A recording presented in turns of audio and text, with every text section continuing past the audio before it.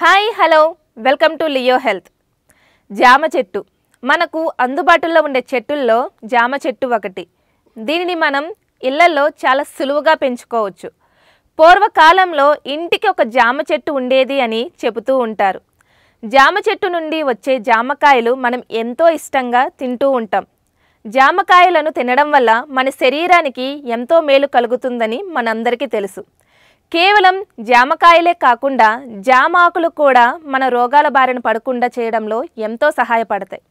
మనకు వచ్చే అనేక రోగాలను నయం చేయడంలో జామ ఆకులు ఎంతో ముఖ్య పాత్రను వహిస్తాయి. ప్రతి దానికి మందులను వాడటానికి బదులుగా మన ఇంట్లో ఉండే జామ ఆకులను ఉపయోగించి అనారోగ్య సమస్యలను తగ్గించుకోవచ్చని అంటున్నారు.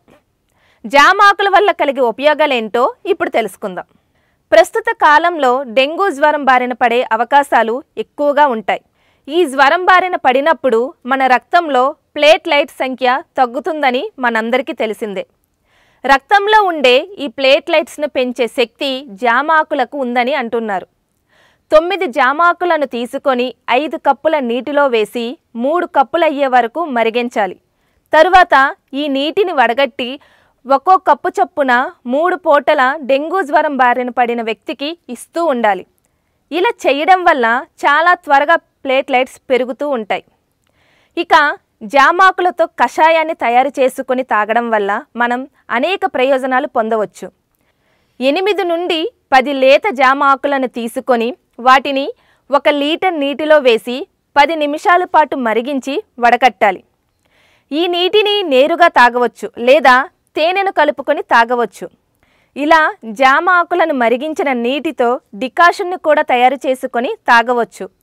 జామ ఆకుల కషాయాన్ని తాగడం వల్ల షుగర్ వ్యాధి గ్రస్తులకు ఎంతో మేలు జరుగుతుంది. రక్తంలో చక్కెర స్థాయిలను నియంత్రించటంలో జామ ఆకుల కషాయం ఎంతోగానో ఉపయోగపడుతుంది.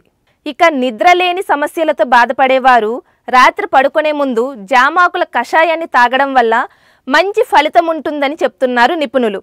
ఇక జామాకుల కషాయాన్ని తాగడం వల్ల మతిమరుపు సమస్య కూడా తగ్గుముఖం పడుతుంది. అంతేకాకుండా ఈ కషాయాన్ని తాగడం వల్ల శరీరంలో ఉండే అనేక వ్యర్థ పదార్థాలు కూడా తొలగిపోతాయి. అలాగే శరీరంలో అధికంగా నిల్వ ఉండే కొవ్వును కరిగించే శక్తి ఈ జామాకుల కషాయానికి ఉంది. జామాకుల కషాయాన్ని తాగడం వల్ల జీర్ణక్రియ మెరుగుపడి అజీర్తి, మలబద్ధకం వంటి సమస్యలు తగ్గుముఖం పడతాయి. ఇక ఈ జామాకుల కషాయాన్ని తాగడం వల్ల క్యాన్సర్ బారిన పడే అవకాశాలు కూడా చాలా తక్కువగా ఉంటాయని చెప్తున్నారు వైద్య నిపుణులు. ఈ కషాయాన్ని తాగడం వల్ల మనకు కలిగే గాయాలు కూడా త్వరగా నయమవుతాయి. ఆకలి తక్కువగా ఉన్నవారు లేత జామాకులను బాగా నమిలి రసాన్ని మింగుతూ ఉంటే ఆకలి పెరుగుతూ ఉంటుందని చెప్తున్నారు నిపుణులు. ఇక వర్షాకాలంలో మనకు వైరస్, బ్యాక్టీరియాల వల్ల ఇన్ఫెక్షన్లు బారిన పడే అవకాశాలు ఎక్కువగా ఉంటాయి. ఈ జామాకుల కషాయాన్ని తాగడం వల్ల శరీరంలో రోగనిరోధక శక్తి పెరిగి జలుబు, దగ్గు, ఫ్లూ వంటి ఇన్ఫెక్షన్ల బారిన పడకుండా మనల్ని కాపాడుతూ ఉంటుంది. ఈ విధంగా జామాకులు మనకి ఎంతోగానో ఉపయోగపడతాయని చెప్తున్నారు వైద్య నిపుణులు.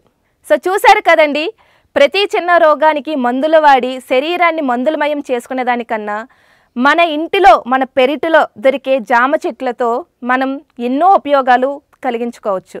ఇది ఇవాల్టి వీడియో. ఇంకొక మంచి వీడియోతో మళ్ళీ కలుద్దాం. అంతవరకు సెలవు. Bye bye.